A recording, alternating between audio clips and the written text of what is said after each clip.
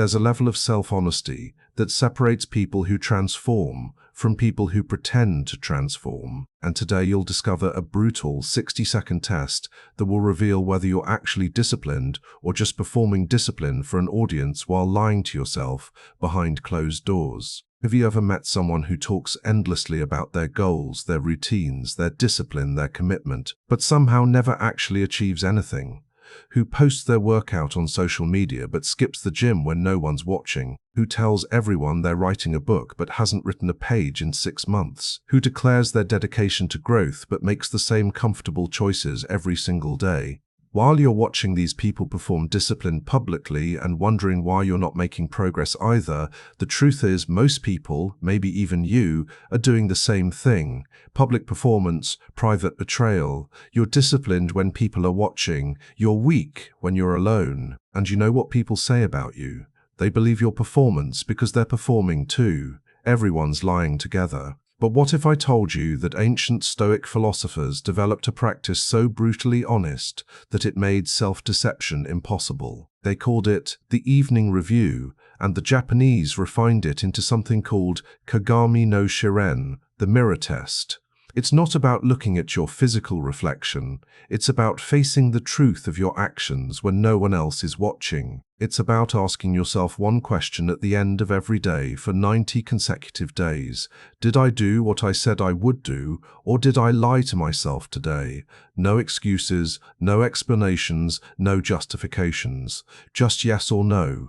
Most people can't handle this level of honesty. They'll do the test for 3 days, face the truth that they're lying to themselves constantly, and quit the test instead of fixing their behavior. It takes 90 days because the first 30 days you'll realize how often you lie. The second 30 days you'll start telling the truth more. In the final 30 days you'll become someone who doesn't lie to themselves at all. But there's a catch. This test will destroy your self-image. You think you're disciplined, you think you're committed, you think you're trying hard. The mirror test will show you that you're not. And most people would rather keep their comfortable delusions than face uncomfortable truths. Before I show you exactly how to do this test, I invite you to subscribe to the channel, like this video, and comment on one goal you've been saying you'll achieve, but haven't made real progress on. This helps me understand where you're lying to yourself and helps the channel reach people who are ready to face the truth. Thank you so much for your attention. Now, back to the video. The story I'm about to tell you is about a woman named Claire. Claire was 36 years old, marketing executive, successful career, good income, appeared to have her life together. She was always talking about her goals. She was going to write a book. She was going to get in shape. She was going to launch a side business. She was going to learn Spanish. She'd been saying these same things for 5 years. She had vision boards, journals, apps, accountability partners. She posted motivational quotes on social media. She told everyone about her morning routine, her meditation practice, and her commitment to growth. But the truth was, Claire hadn't written a single chapter. She'd gained 20 pounds. She hadn't worked on her business idea in 8 months. She'd completed 3 Spanish lessons and quit. The gap between what she said and what she did was massive. But she'd gotten so good at performing discipline that even she believed her own performance. She'd convinced herself that she was making progress because she'd bought a book about writing. She convinced herself she was committed to fitness because she'd researched gym memberships. She'd convinced herself she was building a business because she created the logo. She confused preparation with action, planning with doing, intention with execution. She was lying to herself every single day and calling it discipline. Everything changed when Claire's best friend confronted her. They were having coffee, and Claire was talking about her book, like she always did. Her friend finally said, "Claire, you've been talking about this book for 3 years. How many pages have you written?" Claire said, "Well, I've been outlining and researching and—" Her friend interrupted. "How many pages?" Claire went quiet. "None. I haven't actually written any pages." Her friend said, "Then stop saying you're writing a book. You're not writing a book. You're talking about writing a book. There's a difference." Claire felt like she'd been slapped. She wanted to defend herself, to explain why she hadn't started, but her friend continued. "You do this with everything. You talk about goals like you're achieving them, but you're not. You're performing discipline for an audience, including yourself. and it's keeping you stuck because you get the satisfaction of looking like you're doing something without the discomfort of actually doing it. That night, Claire couldn't sleep. Was she really lying to herself? She thought back through her day, through her week, through her month. How many times had she said she'd do something and then didn't do it? How many times had she made excuses that she'd accepted without question? How many times had she convinced herself that thinking about a goal was the same as working toward it? The next morning, Claire found a journal and wrote one question at the top of the page. Did I do what I said I would do today? She decided to answer this question every night for 90 days, not with excuses or explanations, just yes or no. Day 1, Monday. Claire woke up and told herself she'd write for 30 minutes before work. She sat at her computer, opened a blank document, stared at it for 5 minutes, then checked her email instead. 30 minutes turned into 0 minutes of writing. That evening, she opened her journal. Did I do what I said I would do today? No. She wrote the word clearly. No excuses, no justifications about being tired or busy. Just no. It felt horrible to write. Day 2. Claire told herself she'd go to the gym after work. Work ran late. She went home instead, telling herself she'd go tomorrow. That evening, did I do what I said I would do today? No. Day 3. She promised herself she'd wake up at 6 and write. She snoozed until 7. That evening, by the end of week 1, Claire had 7 consecutive no entries in her journal. 7 days of lying to herself. 7 days of saying one thing and doing another. She felt sick looking at the page. A week of evidence that she was completely undisciplined. But something started to shift. Week 2, Claire woke up and thought about having to write no again that night. The thought made her uncomfortable enough that she actually sat down and wrote for 15 minutes. It wasn't the 30 she promised, but it was something. That evening, did I do what I said I would do today? Technically no, because she'd said 30 minutes and only did 15. But she'd done something instead of nothing. She wrote no, but 15 min in her journal. Day 9, she wrote for 20 minutes. Day 10, she hit the full 30 minutes. That evening, she wrote yes for the first time. It felt incredible. One word, one honest word. But it meant more than anything else she'd accomplished that week. By week 3, Claire started being more careful about what she committed to. She realized part of her problem was that she'd commit to things she had no intention of actually doing. She'd say, I'm going to work out every day, knowing she wouldn't, then lie to herself about why she didn't. Now, she'd only commit to things she could realistically do. She said, I'm going to write for 30 minutes 3 times this week. Specific, measurable, honest. That week she wrote 3 times. 3 yes entries. By week 4, Claire had 14 yes entries out of 28 days, 50%. Not great, but honest. She was lying to herself exactly 50% less than she had been. By week 6, something profound happened. Claire's brain started predicting the evening question. Before she'd make a decision, she'd think, will this make me write yeses or no tonight? That split second of awareness was enough to change her behavior. She'd be about to skip writing, then think about the evening question, and force herself to sit down for 30 minutes. The mirror test was creating real-time accountability, not external accountability from another person, but internal accountability to the truth. By week 8, Claire had flipped the ratio. She was writing yes 70% of the time. She'd lost 10 pounds because she'd stopped lying to herself about what she was eating. She'd completed 30 Spanish lessons because she'd committed to 10 minutes per day instead of unrealistic hour-long sessions she'd never do. But the most dramatic change was psychological. Claire had stopped performing for an audience. She didn't post about her goals anymore. She didn't tell people what she was going to do. She just did things, then reported the truth to herself privately. The need for external validation had disappeared because she'd developed something more powerful, self-respect through honesty. By day 90, Claire had completed the mirror test. She had 90 days of brutal honesty in her journal. She looked back at day 1 through day 30, mostly no entries with excuses. Day 31 through 60, mixed yes and no, but no more excuses. Mostly yes, with occasional no entries. She didn't feel guilty about because they were honest. She'd written 78,000 words, 3 complete chapters of her book, she'd lost 22 pounds, she'd completed 90 Spanish lessons, she'd worked on her business idea consistently. But none of those achievements mattered as much as the identity shift. Claire was no longer someone who lied to herself. She was someone who did what she said she would do. The mirror test had killed the gap between her words and her actions. Claire wanted to understand why this simple practice was so powerful. She found research from a psychologist at Stanford who studies self-integrity. The researcher explained that humans have a fundamental need for their actions to match their stated values and commitments. As proper, when there's a gap between what we say and what we do, we experience cognitive dissonance, psychological discomfort. Most people resolve this discomfort by lying to themselves. They rewrite the narrative, create excuses, lower the standard, or forget they ever made the commitment. This allows them to maintain the belief that they're disciplined without actually being disciplined. But the mirror test eliminates the ability to lie. When you write, "Did I do what I said I would do?" and answer honestly every single day, you can't rewrite history. The journal is a record of truth. You can't forget your commitments because you're reviewing them daily.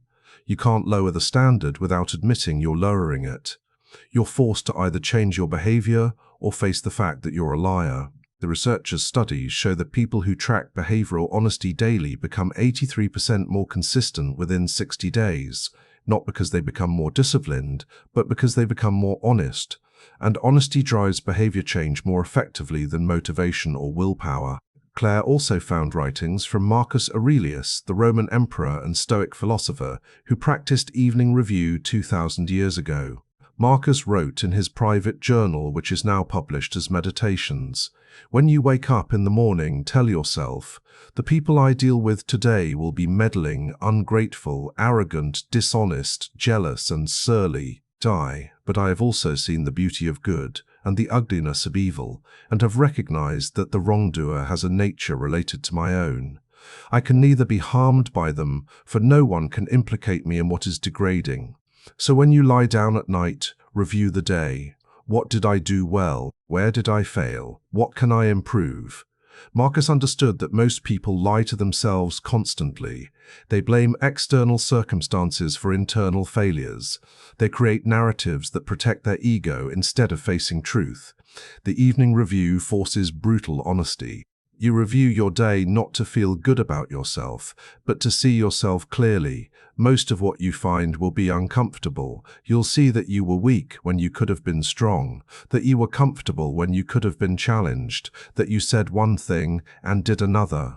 But this discomfort is the point. You can't change what you won't acknowledge.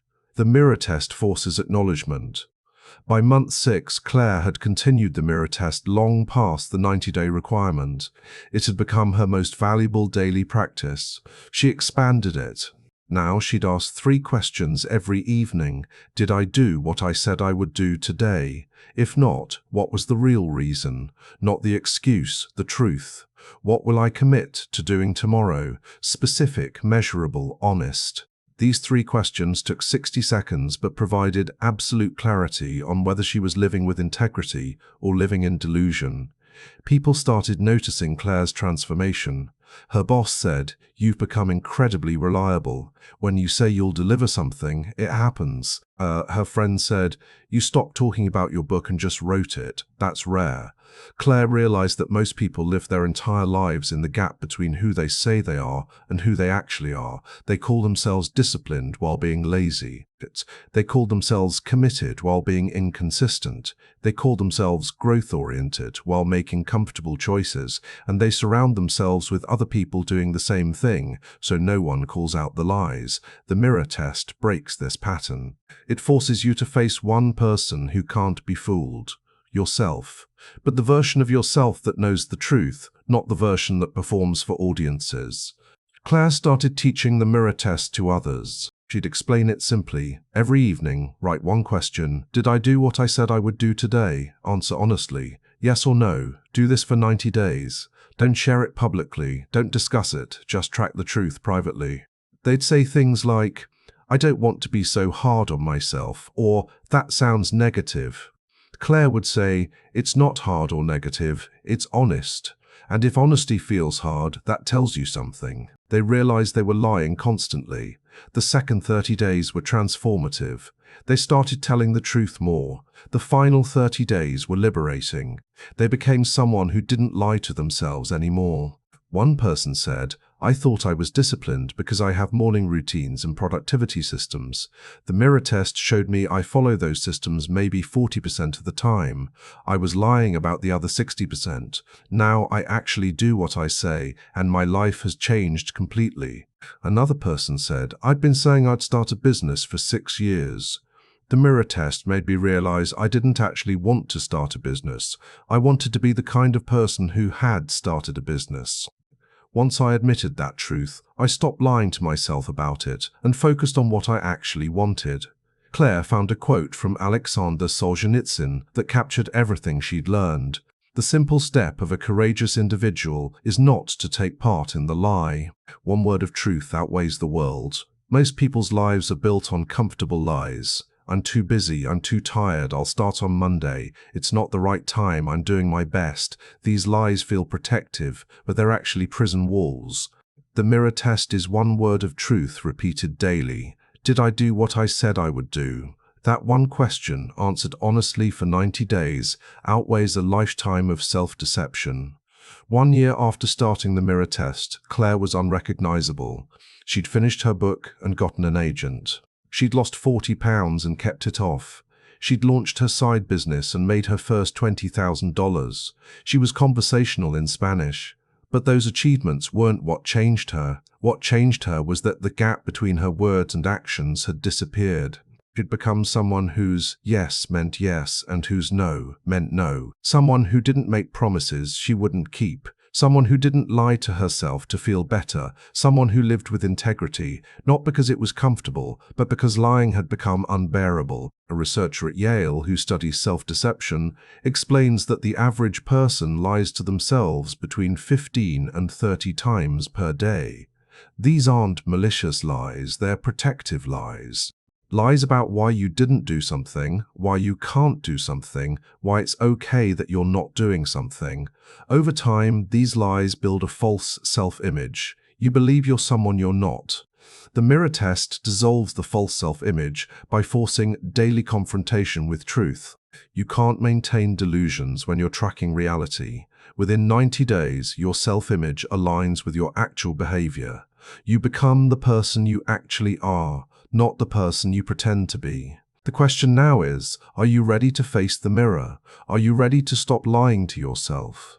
Because here's the truth. You already know you're not as disciplined as you claim. You already know there's a gap between your words and your actions. You already know you make excuses. You accept without question. The mirror test will make all of this visible. It will be uncomfortable. It will challenge your self-image. It will force you to either change your behavior or admit you're a liar. But that discomfort is the only path to real transformation. You can't become disciplined while lying about being undisciplined. The protocol is simple. Every evening before bed, open a journal. Write the date. Write one question. Did I do what I said I would do today? Answer honestly, yes or no. If no, optionally write the real reason, not the excuse. Do this for 90 consecutive days. Don't skip a day. Don't share it publicly. Just track the truth privately. By day 30, you'll see the pattern of your lies. By day 60, you'll start telling the truth more. By day 90, you'll be someone who doesn't lie to themselves. If you're going to do the mirror test, I want you to comment below with your start date. That's all. No explanation, no proclamation about how committed you are, just your start date. That's already practicing honesty. In 90 days, come back and comment on your end date. Tell me how many days you wrote yes. Tell me if facing the truth changed you, because I already know it will. Subscribe to the channel, activate the bell, and get ready to face yourself honestly for the first time. Remember, the person hardest to be honest with is yourself. The mirror test makes self-deception impossible. If you've made it this far, thank you so much for your attention. See you in the next video.